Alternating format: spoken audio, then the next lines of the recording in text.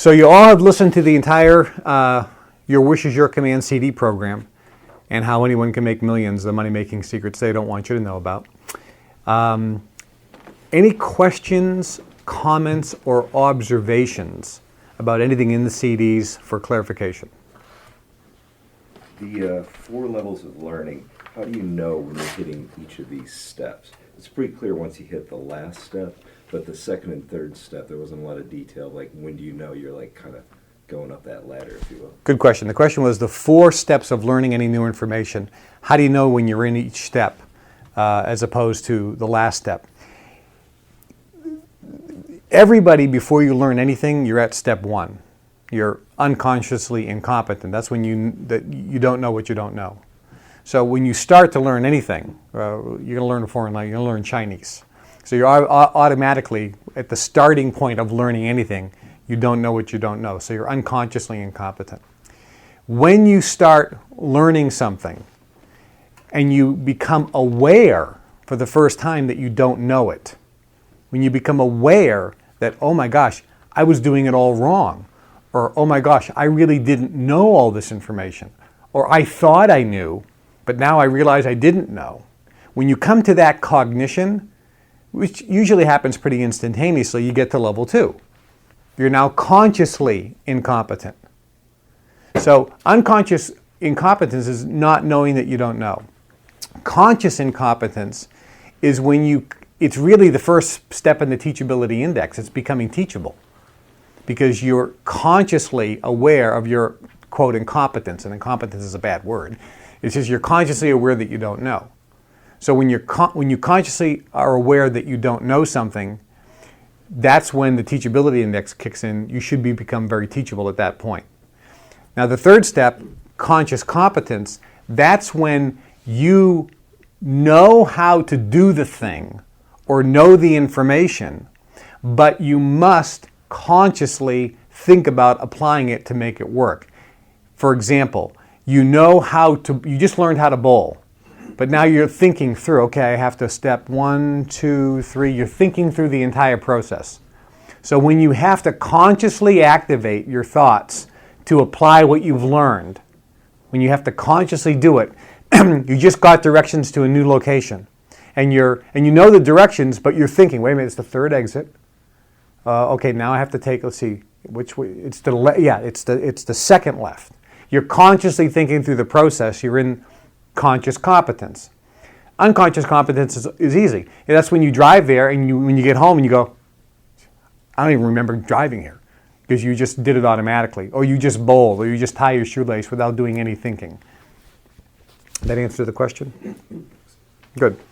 Any other questions?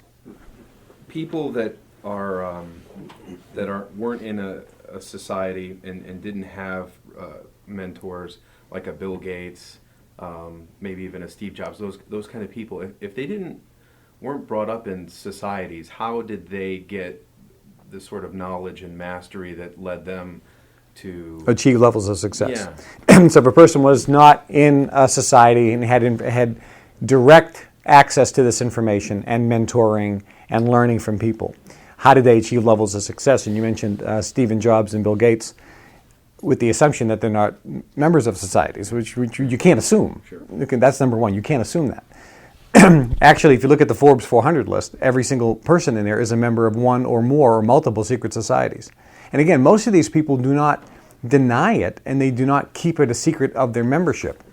That's really important. I mean, they are members of groups. And let me define what these societies are. A very common one is the YPO, Young Presidents Organization.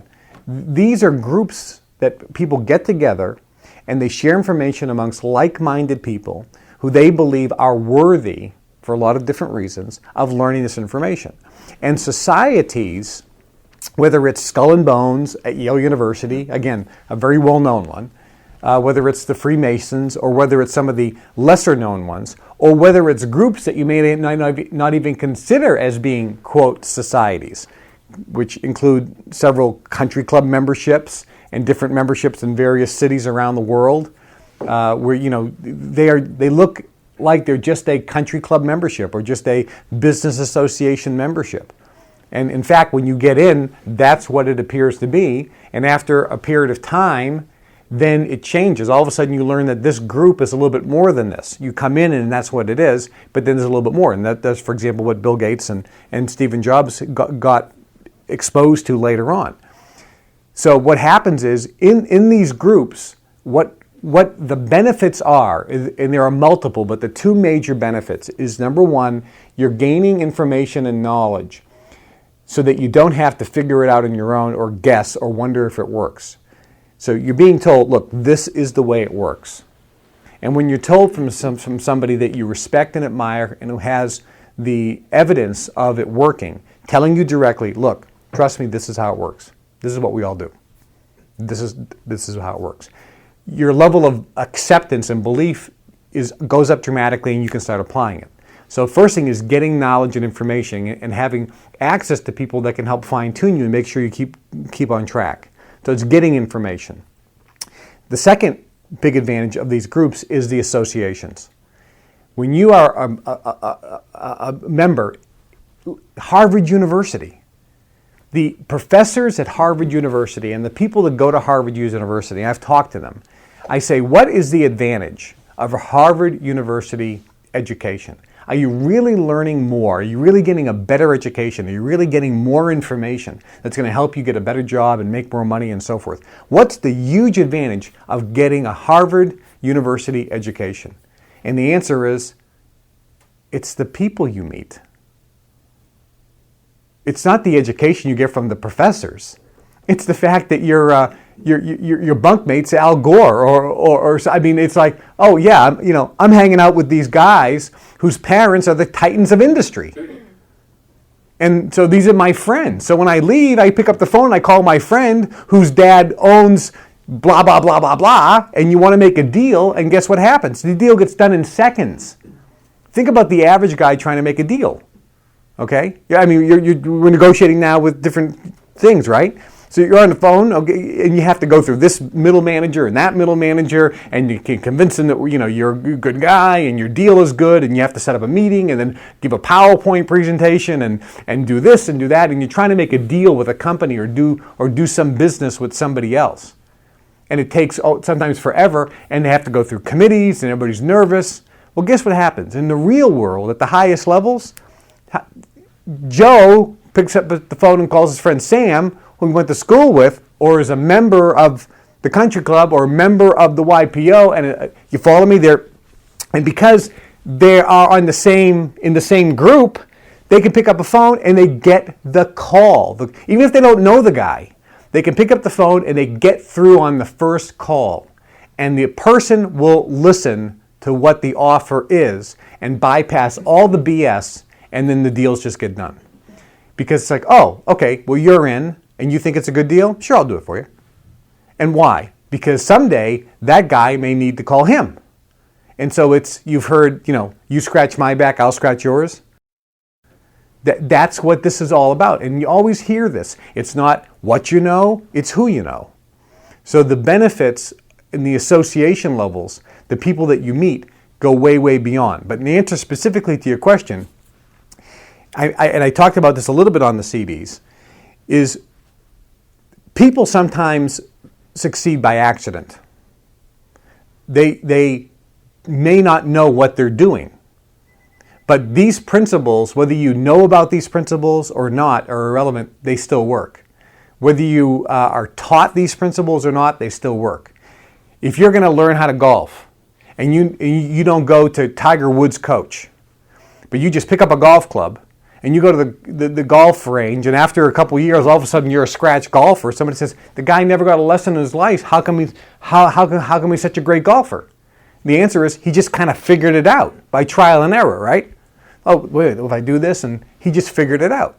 So in real life, people in business sometimes are doing things unconsciously, and they don't know that specifically they're doing it. But it's the thing that we're teaching on the CDs that is causing the success. A lot of people who succeed who weren't taught to apply this particular principle and they're succeeding, guess what? They're applying the principle. But if you ask them, what specifically are you doing to guarantee that it's creating your success? They don't even know. they don't know what they're doing. They don't know that they're actually thinking about what they want, beaming out that vibration. They don't know that that's what they're doing, but when you ask them, that's what they do. That's what they do. When you ask a guy who doesn't know this and say, you ever heard of the law of attraction? No. And he's being honest, no idea. But he's very successful. I go, well, how did you build your business? Well, I had a dream when I was a kid of this business.